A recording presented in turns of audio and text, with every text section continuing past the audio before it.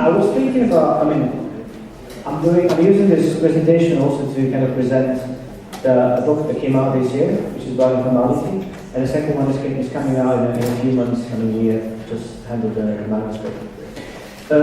I first became interested in informality starting from kind of an economic perspective.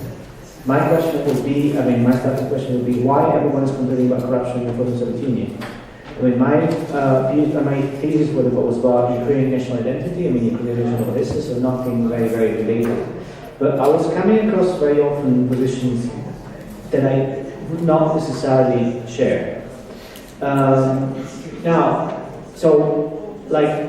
In many cases, my research on informality is coming kind of not from a direct interest in informality, but just that you just come across it so often.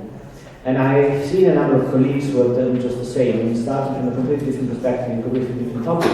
They kind of landed into this informality or kind of reframing corruption, reframing kind of economic and social relations.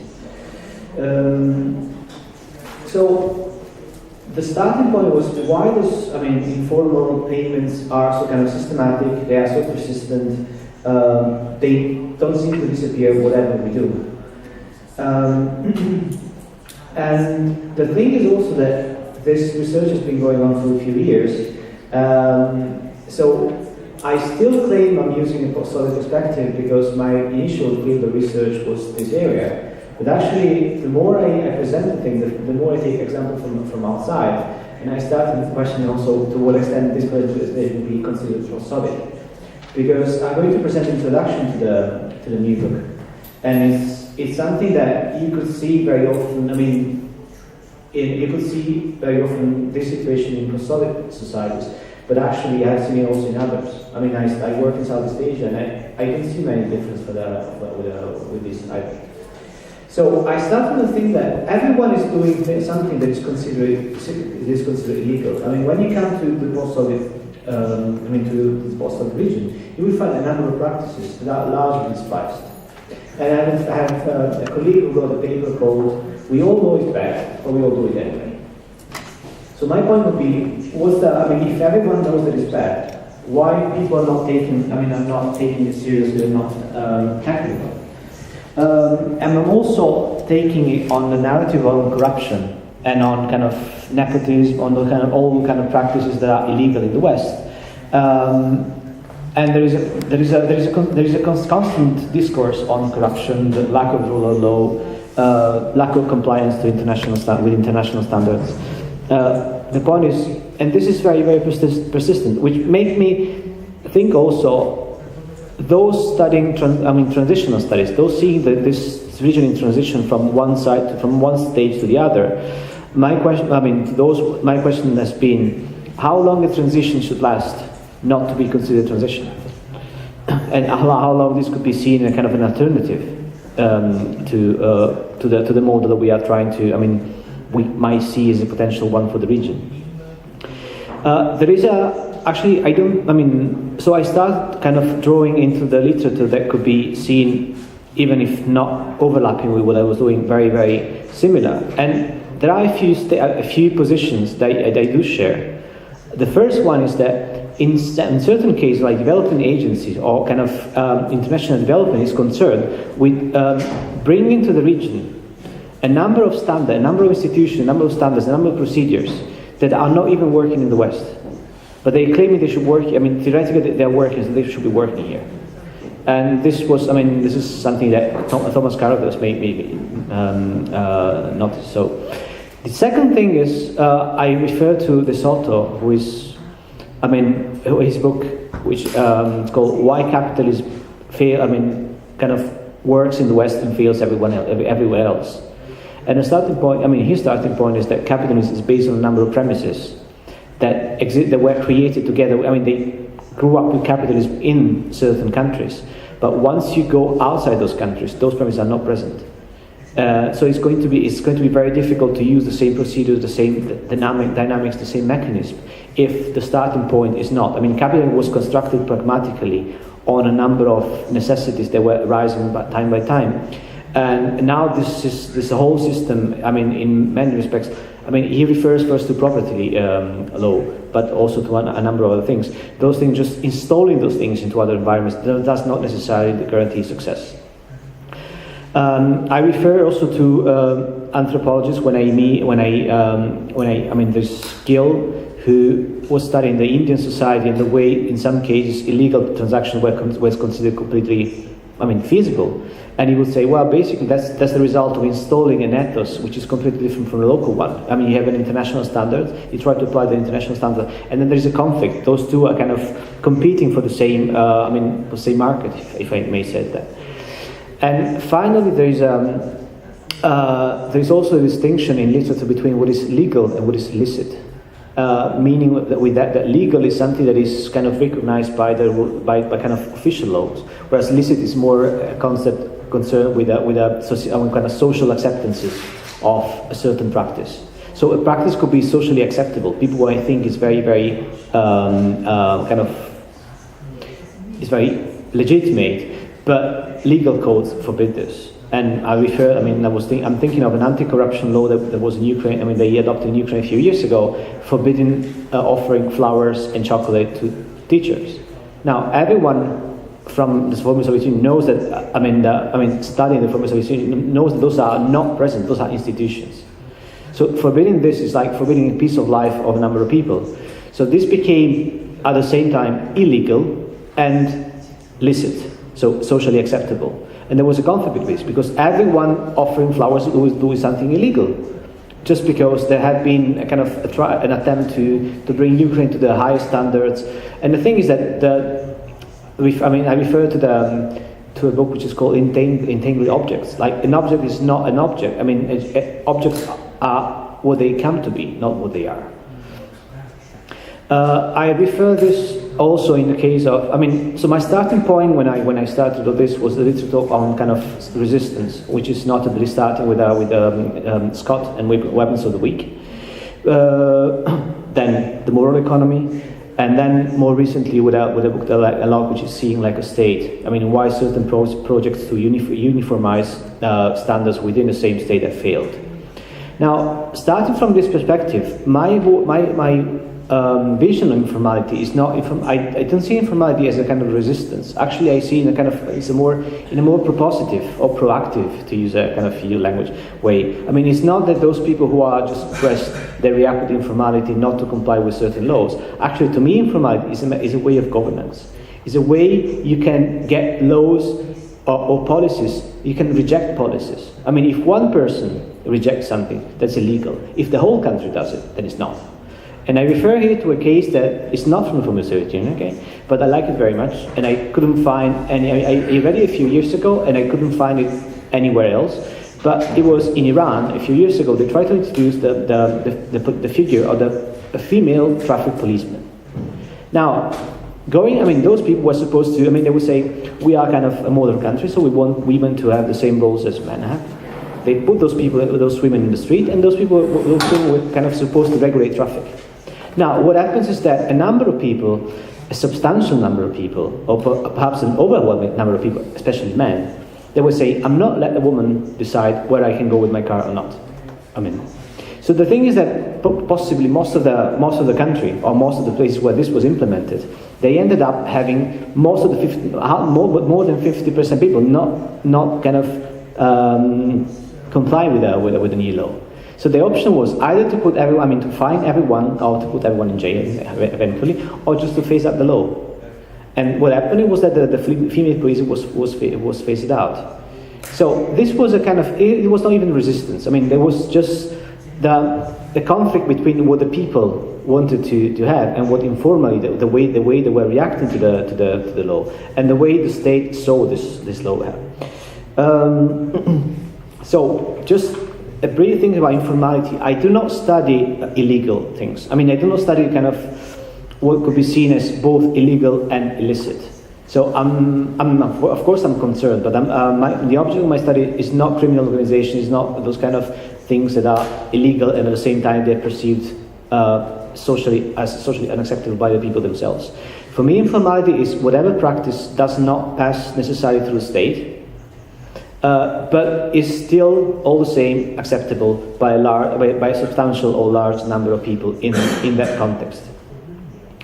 So I also refer to a very an interesting book which is called Lawlessness Economics, which is like the economic when there is no rule of law, referring to the fact, starting from the assumption that when you deal with policy making, when you deal with reforms, people tend to assume that a number of premises are there, a number of tools, a number of actors are always there. So it just, if it doesn't work, it's because it's the wrong policy. Often neglecting the fact that that if something doesn't work, it's simply because those actors are not properly functioning or they are not even there. And in this case, I take it very much onto the state. Because I claim that the state is not a state just by being there, by virtue of being there. To be a state, the state must act as a state. If the state fails to act as a state, the fact that there is no state. So my model on corruption is, and I regret I didn't bring it here, but if all relations in a state are kind of, in a state where when there's a state, there's two citizens, A and B, and if I need a doctor, I don't go to the doctor directly. I first go to the state tells me who is the doctor, and in some cases pays the doctor. So the relation is like me, the state, and the doctor. If I go directly to the doctor, and I kind of bypass the state, there might be a number of reasons, to do that, but they're not always necessarily, legitimate. In the case where if I go to the doctor as a kind of private practice, yes, then I have the right to go directly. If I go past from me to the doctor directly, and this doctor is a public one, it's normally considered corruption as long as you kind of pay the doctor directly, and the broadly kind of acceptable definition of corruption is the use of a public function for a private gain, even if it's not comprehensive enough, because what about if there is corruption in a private place? Anyway, the point is that if I go to the doctor directly, and I go to the doctor because the path between me and the state, or the state and the doctor, is not functioning, then I think we are on a gray zone, and we should kind of contextualize. Whereas if I go there, even having been offered the possibility to go to the state, then it might be reasonable to go just corruption. So the main point of informality, as I see it in the informal Soviet space, but also as well in the world, is part of governance and contributes to shape policies. The genesis of an informal practice is that informal practices are everywhere, not only in the West, not only in transitional countries, but everywhere. What changes is kind of maybe the nature of those practices. In some cases, they might be more monetarized or monetary. In some other, it might be more kind of exchange of favors without passing through money. But this doesn't change the substance of things. So what happens is that there is always informality everywhere. What happens is when the practice becomes a bit, increases in popularity, then the state has to make a choice to tolerate it or not. If the number is relatively low, then the state will say, well, we could still live with that. When the number increases to the point that it becomes it becomes socially or politically relevant, then the state has to make a decision. It could either acknowledge this as a kind of a practice, so legalize it and kind of regulate it. And this has been the case, for instance, of after the 2008 crisis, of all the companies that were all the shadow companies that were in the European Union. There used to be a very punitive approach. It's like, if we catch you doing something illegal, we're going to be very, very angry. After 2008, they understood that the mainstream political basically the establishment in a number of countries decided it would be much easier just to invite those people out of the shadow and say, propose incentives to kind of formalize their activities. And this has been now, this is the most recent development about formalization of shadow economies and a kind of informal labor. There is always a chance that the state doesn't want to do this. They perceive it as a kind of a threat to the symbolic cause of the state, to whatever they feel, and they start fighting it. And this brings to me to three options. Either they could be successful and liquidate this practice. They could actually start a social movement, because by the time, they could kind of prompt those people to kind of decide that they actually want the right to perform this practice. And this goes into the field, to me, of contentious politics, when a number of people then organize. And actually, I've recently started working on the continuum line between informality and a social movement, because a social movement, before being acknowledged as a social movement, used to be something informal. Then there is a tipping point after which people say, well, actually, it's a movement. But a movement is never start from zero. It's a continuum line. The third option could be that in the end there is an equilibrium between the state and the people when the practices become illegal but acceptable. An example from non-economic actors. There was the main finding of when I did my PhD thesis. My PhD was about the Ukrainization of a Russian-speaking city, which was Odessa. And the point was that how the official narratives of Ukrainian language and Ukrainization are perceived in Odessa, and how they are lived, and how the locals respond to this apparently very aggressive way, attempt to Ukrainize the city. And the thing was that what I saw was a kind of a compromise between the state and the local actors, in which the state would kind of enforce a certain kind of degree of control, but not enough to kind of catch all the flows in the behavior. From this side, the Odessans, they would be kind of showing that they're using Ukrainian, but not necessarily showing Ukrainian. The research was in kind of public schools. Then you could have the teacher who goes there, say good morning in Ukrainian, and then starts speaking something in Russian.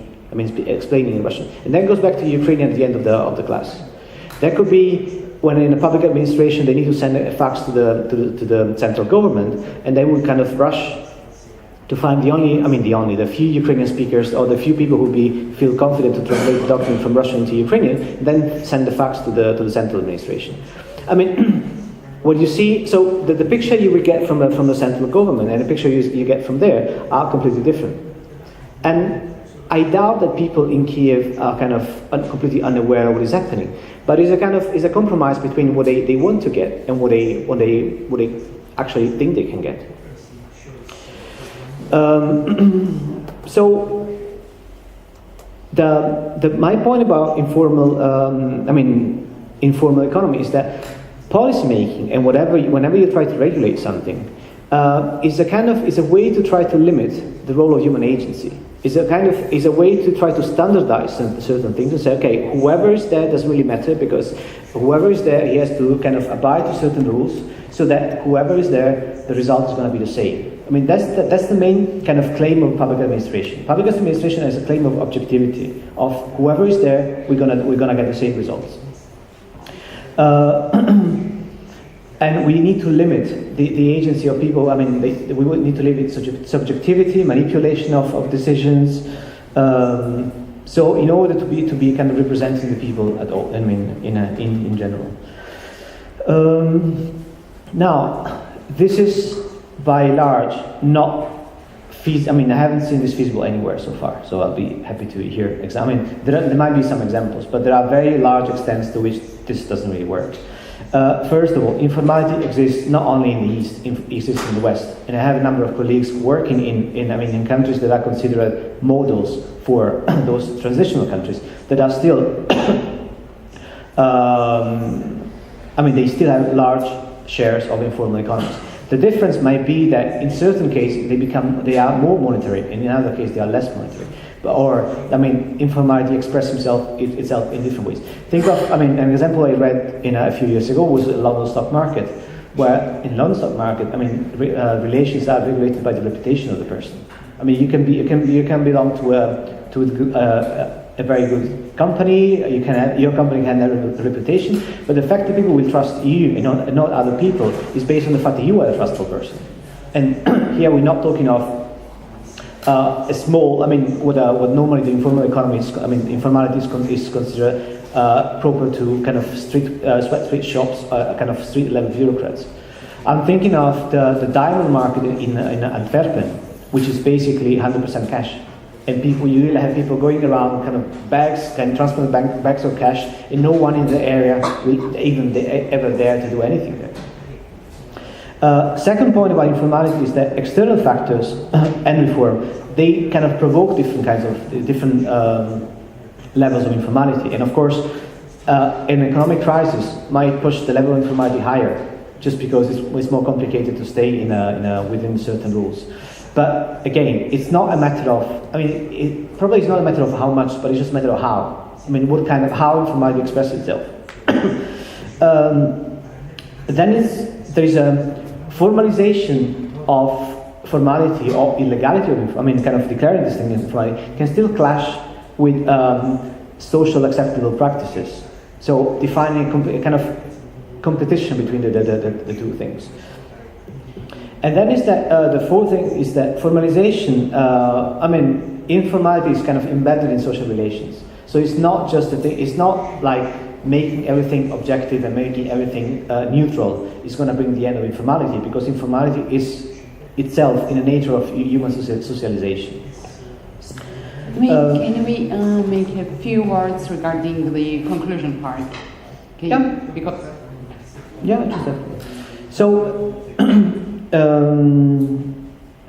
the thing is, informality. I distinguish informality between in spite of the state or beyond the state. So in spite of the state is when the state is already regulating a certain practice, and then you are just kind of overlapping with the work of the state. The other one is when the state has not gotten there yet, and informality gets there faster. In the end, what we claim with this and the next book is that there is a space that is between what the state is promising or is declaring to provide and what the space is actually providing. And this gap between those two things, that's informality. And because the state is very unlikely to deliver exactly what it's been supposed to deliver, then that's the space devoted to informality. And that's the way informality as a way to complement formal relations is kind of staying. Thank you.